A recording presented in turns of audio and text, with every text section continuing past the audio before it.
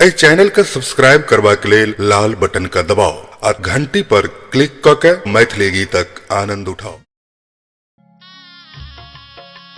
अरे फुचू बाबू तो चल गया जा। ओ फुचू बाबू, हाँ हाँ है सिंही माछले महाराज आए मायने लॉले। अरे बाप प्रणाम प्रणाम। हाँ बसियो बसियो बसियो। अच्छा जो चाह पान के व्यवस्था करो, जो पाहुन सब छथिन। ये सब नीलम कैसे सेला है। नीलम कैसे के नहीं जानी है।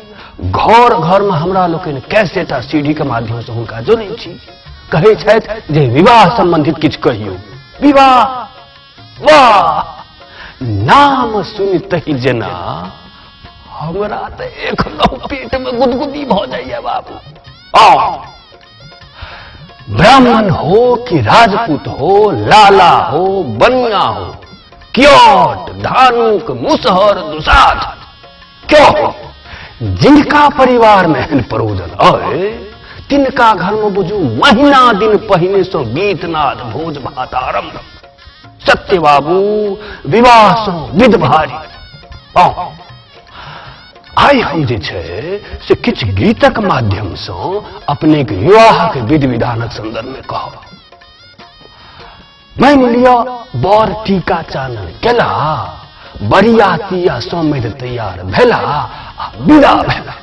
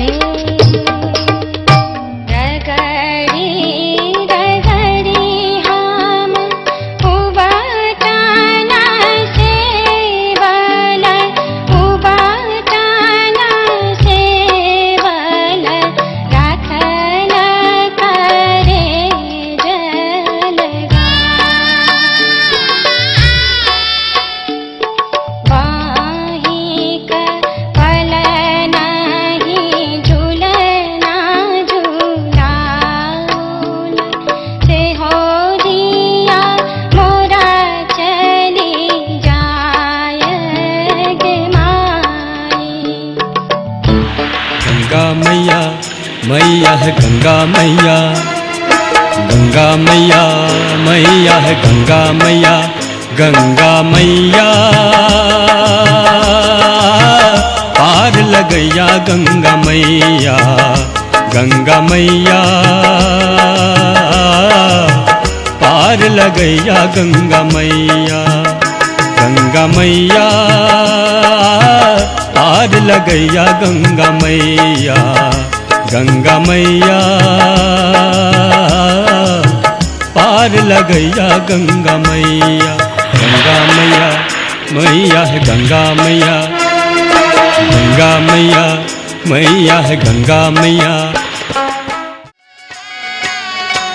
मंगलमय दिन आजु है पाहुन छठी आयल, मंगलमय दिन आजु है पाहुन छठी आयल, धन धन जागल भाग है मन कमल फुलायल, धन धन जागल भाग है मन कमल फुलायल, मंगलमय दिन आज है पाहुन छठी आयल, मंगलमय दिन आज है पाहुन छठी आयल।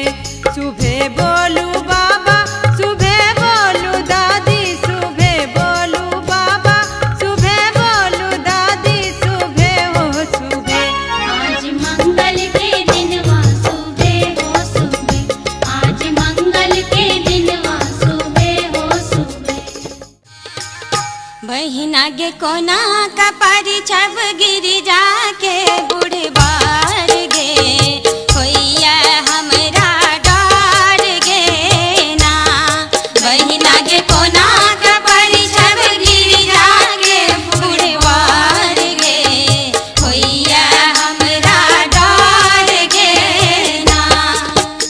मोर बबुआ को नजरियों न लागे, मोर बबुआ को नजरियों